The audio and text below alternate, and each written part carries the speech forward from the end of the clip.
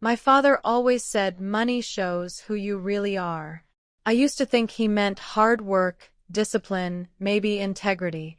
I didn't realize he meant leverage. I'm 31 years old, and I work as a senior project coordinator for a medical software company. It's not a job people clap for at dinner parties. No one leans forward when I say it. But it pays well, better than anyone else in my family, and that one detail somehow became my entire identity.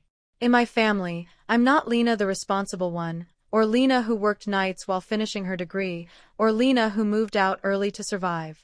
I'm Lena who earns more. And once that label sticks, everything else fades behind it.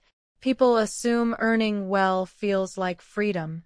In reality, it often feels like being watched. Every purchase, every decision, every moment of rest feels like it needs justification. Especially when you come from a family where struggle is the shared language and guilt is the currency. I'm the eldest daughter, the first to leave home, the first to graduate, the first to stop asking for help.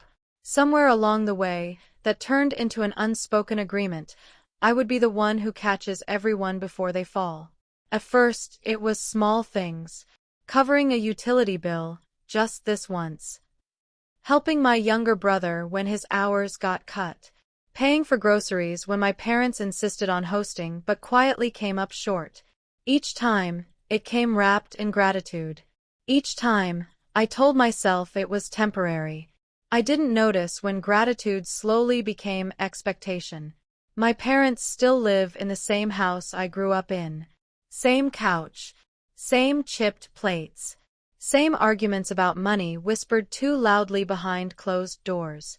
My father retired early due to health issues. My mother works part-time. They manage, but only barely, and somehow my paycheck became part of their mental budget. Whenever I visited, there were comments. Casual. Smiling. Sharp enough to sting if you paid attention.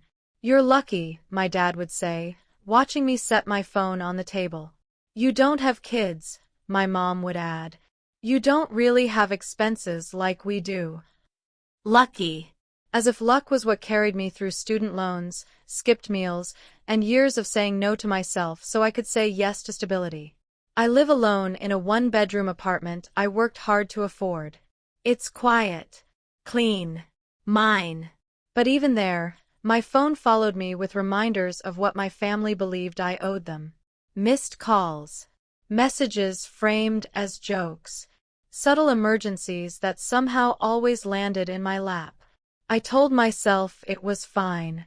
Family helps family. That's what good daughters do. Then came my father's birthday dinner. He wanted to celebrate big. A proper place downtown, the kind with mood lighting and menus without prices. He said it had been a hard year and everyone deserved a night out. I hesitated, but hesitation has never been welcome in my family. So I agreed. 14 of us showed up that night. Parents, siblings, spouses, cousins. Laughter filled the table, loud and careless. Bottles were ordered without discussion. Appetizers multiplied. Someone joked that we should enjoy it while Lena's here. I smiled when they looked at me. I always do. Inside, I already felt the weight settling in my chest. I knew this pattern. I'd seen it before. When generosity isn't planned, it usually has a target. My father sat at the head of the table, relaxed, proud, telling stories. Every now and then, he glanced my way, like he was checking something off in his mind. I tried to focus on the conversation, on the food, on anything but the quiet certainty growing in my stomach. When the waiter finally approached, holding the leather folder, the table went still in that familiar way. Conversations faded. Forks paused mid-air. The waiter placed the bill gently at the center. My father didn't even open it. He looked at it, then at me, and slid it across the table with 2 fingers. "You're paying for everyone tonight," he said casually. Then he smiled. "You earn more." The words landed heavier than the bill itself. Around us, no one objected. No one asked. They just waited, some curious, some relieved, some already moving on, confident the problem had solved itself. I stared at the folder, my reflection faintly visible in the polished surface. And in that moment, something shifted. Not loudly, not dramatically, but permanently. No one spoke after my father said it. Not because it was shocking, but because it wasn't. The silence around the table wasn't awkward. It was expectant, comfortable, as if this outcome had always been assumed and we were just waiting for the performance to catch up with the script. I felt my face warm, not from embarrassment exactly, but from awareness. Awareness that I had been slowly trained for this moment, conditioned to nod, to reach for my card, to make things easier for everyone else. I smiled again. A reflex. My survival skill. Of course, I said quietly, already opening my purse. The waiter returned with the card machine, professional, neutral. He didn't know he was standing at the center of a long, invisible pattern. I tapped my card, entered my PIN, signed without checking the total. That part didn't matter anymore. What mattered was the way my father leaned back in his chair, satisfied. The way my aunt immediately started talking again, relieved. The way my brother ordered dessert like the night had just gotten better. No one said thank you. They never do when they believe something is owed. On the drive home later, the city lights blurred past my windshield. My hands were steady on the wheel, but my chest felt tight, like I'd been holding my breath for years without realizing it. My phone buzzed with messages, laughing emojis, compliments about the restaurant, someone tagging me in a group photo. I didn't respond. That night, I lay awake staring at the ceiling of my apartment, replaying my father's voice. You earn more. Not can you help. Not would you mind. Not even thank you. Just a statement. A verdict. I thought about all the other times those words had quietly shaped my life. The holiday trips I funded because you can afford it. The emergency repairs I covered because you're stable. The way every conversation about money somehow ended with eyes drifting toward me. I had never agreed to be the family backup plan. I had just never refused. The next few weeks were worse than I expected. Once something is confirmed, it spreads. Word travels fast when people feel reassured. My parents started calling more often. Small requests, framed gently. Could you help with this bill? Could you spot us until next month? It's just temporary. Temporary is a word my family uses the way some people use prayer. Often. Vaguely. Without intention of change. I noticed how quickly help became handle. When my mother's car needed repairs, the mechanic called me directly. When my father's insurance paperwork got confusing, it landed in my inbox. When my cousin missed a rent deadline, my number appeared in her phone. Everyone was calm about it. Casual. As if this role had always belonged to me. I told myself to speak up. I rehearsed conversations in my head. I imagined setting boundaries, imagined calm explanations. But every time the phone rang, my resolve softened. I didn't want to be the problem. In my family, saying no didn't mean declining. It meant rejecting. It meant disappointing. It meant being labeled difficult, selfish, ungrateful. And I had spent my entire life earning the opposite reputation. Good daughter. Reliable. Strong. Strong enough to absorb things quietly. The pressure wasn't dramatic. It was constant. Like a low hum you stop noticing until it's suddenly gone. I found myself checking my bank account more often. Saying no to things I wanted. Postponing plans. Adjusting my life around invisible obligations no one had ever formally discussed. One afternoon at work, a colleague asked if I wanted to join a weekend trip out of state. I opened my mouth to say yes, then hesitated. I calculated fuel costs, hotel rates, meals. And then, automatically, I thought, what if someone needs something that weekend? That was the moment I realized how far this had gone. I wasn't planning my life around my needs. I was planning around the possibility of being needed. That night, I visited my parents unannounced. I told myself it was just dinner, just a normal visit. I wanted to observe, to see if what I was feeling was real or just in my head. It didn't take long. Halfway through the meal, my father mentioned a medical bill they were figuring out. He didn't ask for help. He just paused afterward, glanced at me, then continued eating. My mother changed the subject, already confident. They weren't asking anymore. They were assuming. I excused myself early, claiming a headache. On the drive home, my phone rang. My father's name lit up the screen. "You okay?" he asked. "Yes," I said. There was a pause. "Good," he replied. "We'll talk about the bill later." Later. As if it were already decided. When I got home, I sat on my couch in the dark, my purse still on my shoulder. For the first time, the anger surfaced. Not explosive, not loud, but clear. I thought back to the restaurant, to the bill sliding across the table, to the confidence in his voice. "You earn more." That sentence hadn't just asked for money. It had claimed ownership. And something inside me was quietly, steadily reaching its limit. After that dinner, I realized something I hadn't admitted even to myself. The problem wasn't just the bill. It was everything leading up to it, the quiet, constant siphoning of my life, energy, and money. At first, I tried to convince myself I was overreacting. They're family. This is what families do.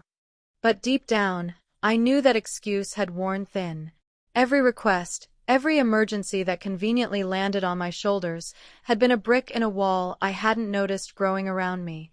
And now, the wall was suffocating. The next morning, I woke up with a knot in my stomach that wouldn't go away. My phone buzzed repeatedly. Texts from my mother, "Don't be upset about last night. We're just trying to celebrate." From my brother, "Hey, thanks for covering the apps. You're a lifesaver." And from my sister-in-law, "You don't mind paying the tip too, right? It's just fair." Fair. That word echoed in my head. Was it fair that I worked 14 hours a day and came home drained, only to have the fun of family time silently come with an invoice? Was it fair that no one ever stopped to ask if I wanted to participate or if I could even breathe under the weight of their entitlement? I started noticing the patterns I'd been blind to for years. How every time someone needed something, they phrased it like a favor, "Just this once. You're the only one who can help." And every time I complied. My refusal was never an option. My no had been drilled out of me over a lifetime of subtle guilt, hushed anger, and responsible adult expectations. Then came the subtle digs. Not openly hostile, not confrontational, just those little comments that cut deeper because they were wrapped in affection. "You're lucky you don't have kids," my mother said again, brushing her hand over the stack of dishes she hadn't unloaded. "Imagine having to stretch your paycheck the way we do." "You don't have responsibilities like ours," my father added when I mentioned I wanted to take a long weekend. It wasn't that I didn't understand their struggles. I did. But it wasn't mine to carry. Not like this. The line between helping and exploitation had been erased, and I was the only one who didn't realize it. I tried to make myself small, to justify it. I told myself it was temporary, just a short while until they got back on their feet. Then I remembered that the last short while had been more than 4 years. 4 years of living in someone else's reality while my own life was paused. And yet, I continued to smile, nod, pay, and move on. Until one Friday afternoon changed the rhythm of my life. I came home from work exhausted.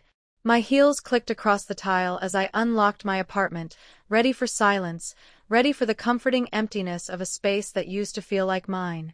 Only, my apartment no longer felt like mine. The door opened before I could, and there they were, my sister and her husband, grinning as if they had just done me a favor by showing up. "Hey, we thought we'd drop by, just to check out your new furniture," my sister chirped. Her "we" was code for a full takeover. I froze. My carefully organized life had become a revolving door of people who treated my patience, time, and money as resources to consume at will. And the more I tried to assert boundaries, the more they pressed, masked as jokes or gentle reminders of how helpful I had been. And then, the kicker. My brother, holding a stack of unopened bills, asked, "Hey, can you take care of these? You know, since it's easier on you anyway." I stared at him. His grin didn't falter. Not a hint of awareness. Just a casual, almost affectionate assumption that I existed to fix his mistakes. That I was the financial safety net, the emotional crutch, and the unpaid therapist, all in one. The truth hit me harder than I expected. My father's words at the restaurant had been the spark. This was the fuel. The fire of entitlement I'd been feeding with every nod, every dollar, every sigh of compliance. And suddenly, I understood something crucial. They weren't grateful. Not really. They were counting on my compliance as a given. I realized then that if I wanted to preserve myself, my mental health, and my life, something had to change. Something big. That night, I sat on my couch, staring at the muted glow of my TV. The apartment was quiet, empty except for me, but my mind was anything but. I thought of every favor, every excuse I'd made, every time I'd sacrificed my own comfort for their convenience. And for the first time in years, I felt anger, not at them exactly, but at myself for letting it go on so long. It wasn't enough to just say no anymore. Saying no would be a band-aid on a wound that had been ignored for years. I had to reclaim space, power, and respect. My life couldn't exist as a communal resource. My boundaries couldn't be suggestions. And that's when I started planning. It wouldn't be dramatic at first. No yelling, no tears, at least not in public. I would show strength through calm. I would make them understand, without screaming, that my life was mine to manage. And if they resisted, well, the consequences would speak louder than words. I pulled out my notebook and began listing everything. Every bill, every favor, every subtle manipulation. Numbers, dates, moments of quiet humiliation. Patterns emerged. And in the center of all that chaos, a sentence crystallized in my mind, echoing louder than my father's casual demand, "I will no longer be anyone's safety net." I didn't sleep that night. Not because of anxiety, but because I was awake in a way I hadn't been for years. Alert. Determined. And for the first time, just a little bit free. The restaurant was crowded, dimly lit, the kind of place where everyone felt important, even if only for an hour. My father had insisted on a private room on the upper floor. A view of the city skyline, tall glasses of water sparkling in candlelight, soft background music that masked whispered complaints. I sat quietly, feeling the tension knotting in my stomach. My younger sister, Megan, had already claimed the corner seat, tossing her coat on the chair and flicking her long hair over her shoulder like she owned the room. Her husband, Greg, leaned back, legs stretched under the table, scrolling on his phone while casually nodding at the conversation, never really listening. The waiter placed menus down, and the usual casual chatter began. Bottles were ordered. Everyone laughed at jokes, some loud, some forced. I smiled, but my mind was elsewhere. The total amount of everything we'd ordered crept into my thoughts like an unwelcome shadow. I knew how this would end, but I tried to focus on the small pleasures. The risotto my mom always raved about, the truffle fries Megan insisted were the best in the city. Then it happened. The waiter returned, the leather folder in hand. He set it gently at the center of the table. The entire room went quiet in that instant, The kind of quiet that makes the hum of the air conditioning sound deafening. I didn't need to look to know what was coming. My father glanced down at the bill, then back up at me. He smiled that calm, knowing smile, the one that always carried unspoken authority. "You're covering everyone tonight," he said. The words were casual, almost joking, but they landed like lead in my chest. "You earn more," he added. A silence followed. Not the kind of silence that waits for someone to speak, but the one that makes everyone around the table lean in without realizing it. Megan smirked slightly. Greg shrugged like it was obvious. My mother, as always, looked at me with soft eyes, the kind that make you feel guilty for even thinking of refusing.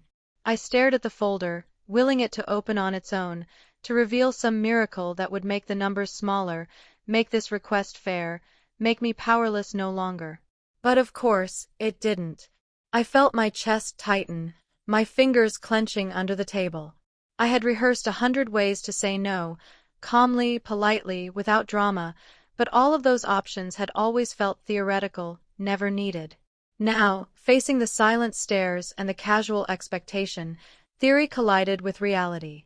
I thought of all the years leading up to this moment, the sacrifices no one had noticed, the nights spent skipping dinners to pay someone else's rent, the mornings when I dragged myself to work exhausted because someone had temporarily run out of funds. I thought of how every favor, every payment, had slowly turned into entitlement, all hidden behind polite smiles and casual words. I took a slow, deliberate breath. And then I realized something. This was my moment. Not to yell. Not to argue. Not to beg for understanding. But to reclaim something I hadn't realized I'd lost. My voice. I reached for the folder. Everyone leaned in slightly, curious. The total stared back at me, more than I could justify on a whim, yet perfectly manageable because I had earned it, not because I was being coerced. I looked up at my father, at my mother, at Megan and Greg. Their eyes flickered with expectation, the silent assumption that I would pay without hesitation. I put my card on the folder. But instead of handing it over, I spoke. Calmly. Clearly. "This is the last time I cover expenses for everyone here," I said. My voice didn't waver. "I will not be the family safety net anymore. Not tonight. Not ever." The words seemed to echo, bouncing off the walls. I watched as expressions changed. Shock, disbelief, indignation. Megan's smirk vanished. Greg's casual shrug turned into a stiff, tense posture. My mother's soft eyes widened, like she couldn't believe what she had just heard. My father's calm demeanor faltered for a fraction of a second, enough to notice he had not anticipated resistance. I continued, ignoring their murmurs. "I've spent years working to take care of myself. I am proud of what I've accomplished. That does not mean I am a bank, a credit card, or a servant to anyone here. I am done pretending that providing for everyone else is part of my duty." It was strange, hearing the words out loud. Powerful. Liberating. I had always thought confrontation had to be loud, dramatic, destructive. But saying them with calm authority carried more weight than any argument or yell ever could. No one said anything for a long moment. I could feel the tension crackling, thick and heavy. I handed back the folder, untouched. The waiter looked uncertain. My father cleared his throat. "Lena," he began, but I cut him off. "I am paying for myself tonight, and from now on, I will pay for myself. That is my boundary." The room was still. My words hung there, undeniable. A public shift had occurred. Not in a dramatic explosion, but in a quiet, unshakable declaration. I could feel it in my spine, the release of years of silent obligation, the first true taste of control over my life. And as the waiter processed my card for only my meal, the table remained frozen. For once, expectation did not rule.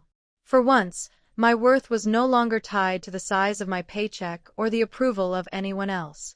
That night, walking out of the restaurant, the city lights looked different. Sharp, clear, full of space. Just like me. I never realized how much silence could weigh until that night. The moment I stood up at the restaurant, card in hand, telling everyone that I wouldn't be footing another bill, the air seemed to crack.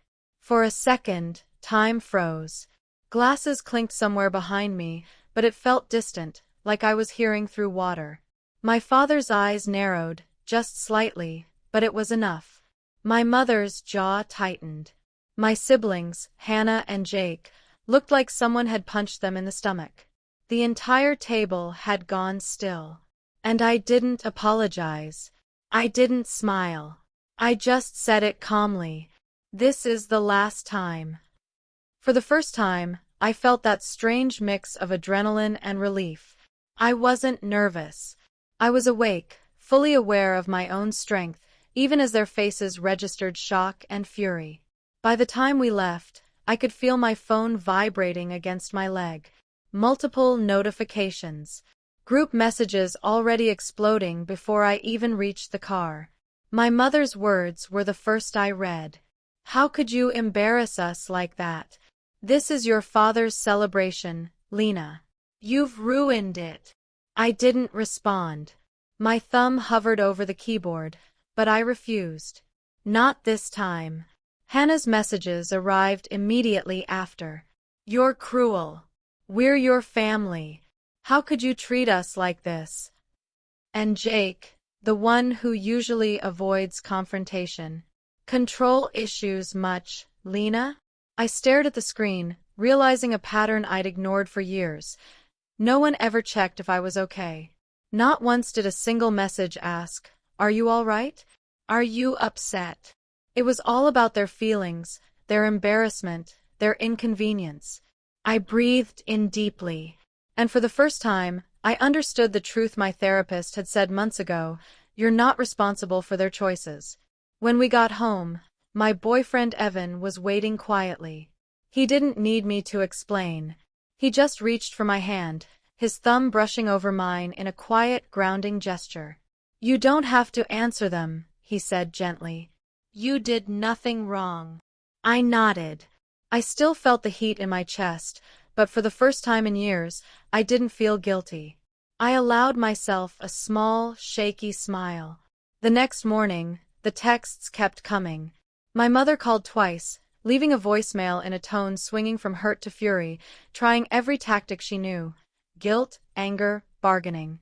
My father called once, brief, clipped. "You humiliated us, Lena. People are talking." That last one hurt, not because of what others thought, but because he didn't ask if I was okay. Hannah tried to corner me at home. She teared up dramatically, repeating the same lines she always had about family, love, and responsibility. Jake snorted sarcastically when he saw me, muttering something under his breath. I listened calmly, for the first time noticing their games for what they were. By evening, I called a realtor. I didn't hesitate. My voice was steadier than I felt. "I'm ready to list the apartment. Give them 30 days. Hannah screamed the moment I said it. My mother's calls intensified, trying to talk me out of it. My father's voice remained sharp, cold. "You won't see us the same way after this." And yet, I didn't waver. I realized the truth. They hadn't seen me as a person for years. They only saw me as a safety net. And now, for the first time, I was untouchable in that role. I wasn't disappearing from their lives. I was simply refusing to subsidize theirs. Packing became my ritual of reclaiming myself. Every box I taped shut, every drawer emptied, every closet reorganized, reminded me of the life I had put on hold for their comfort. Evan helped, silently, offering nothing but support and occasional quiet affirmations. "You're not selfish," he reminded me. "You're being responsible for yourself for once." Evenings were punctuated with calls I didn't answer, emails I didn't open, messages I didn't read. The guilt they tried to heap on me bounced off a wall I had built quietly over the past months. 4 years of temporary generosity had become permanent exploitation, and finally I drew the line. The family's reactions escalated in predictable ways. Hannah tried manipulation through tears and relatives. Jake resorted to petty comments and avoidance. My parents oscillated between disappointment and pressure. But I was steady. I didn't argue. I didn't explain. I simply continued the process I had started, asserting my boundaries, one deliberate step at a time. The apartment went on the market. Within days, interest poured in. Each potential buyer visiting reminded me of a simple truth. Their dependence was temporary, my independence permanent. And the day the first offer came in, above asking price, I felt a rush I hadn't experienced in years, not from financial gain, but from freedom. Hannah refused to meet my eyes. Jake grumbled under his breath. My parents went silent, no calls, no messages. They were forced to act, to arrange a new place, to manage their lives without me solving every problem. And for the first time, I slept through the night without replaying conversations, without calculating debts, without worrying about their convenience. I was fully present, fully awake, fully myself. By the time the moving trucks rolled away, I felt a quiet kind of victory. Not the triumphant, shouted kind, the one that makes a person look for applause, but a release I hadn't known I was capable of. The apartment felt empty, yes, but that emptiness was mine. Every wall, every surface that had once carried someone else's weight now only held my own. I sank onto the couch, breathing in the stillness. It was strange, peaceful almost, like the city had paused to let me catch my own rhythm. My phone buzzed a few times with messages from my family, predictable complaints, and last-minute pleas. I didn't answer. I simply breathed. For the first time in years, I didn't feel guilty for ignoring them. Evan stayed by my side, quietly handing me tape and boxes, never forcing an opinion, just letting me reclaim space one small piece at a time. When I paused, he simply said, "You did the right thing. You didn't choose money over them. You chose boundaries." And it sank in. I had chosen myself. The person who had been hiding behind spreadsheets, overdue bills, and endless favors finally stepped out. A week later, I moved into a small, cozy apartment near my office. No skyline view, no luxury, but just enough sunlight and quiet to hear my own thoughts. I paid off the lingering debts that had been accidentally or quietly shifted to me over the years. I restarted my savings. I even booked a trip, my first real one in ages, not dictated by someone else's emergency or need. For the first time, my life felt like mine. Family gatherings changed, too. When the bill arrived at restaurants, there was always a pause. They looked at me, calculating, hesitant, and I smiled calmly. Separate checks. The first few times, someone would sigh or mutter under their breath, but they paid. Life didn't implode. I realized then that my boundaries weren't punishments, they were clarifying the rules of engagement. Hannah avoided me at first, her words clipped, careful, as if even conversation could take more than I was willing to give. Tom stopped pretending I was the villain in every scenario. My parents learned the weight of their expectations the hard way. Without my constant financial padding, they had to adapt. Slowly, painfully, they managed. Not because I forced it, but because they could finally face reality. I still visit my family occasionally, but it's different now. I no longer carry their debts, emotional or financial. I no longer apologize for saying no. And somehow, the shift changed the tone. We're still a family, but the roles have realigned. I'm Lena, not the ATM, not the problem solver, not the daughter who must always absorb their chaos. I'm a human being who earns, yes, but also deserves respect, space, and peace. One night, sitting in my quiet apartment, I realized something important.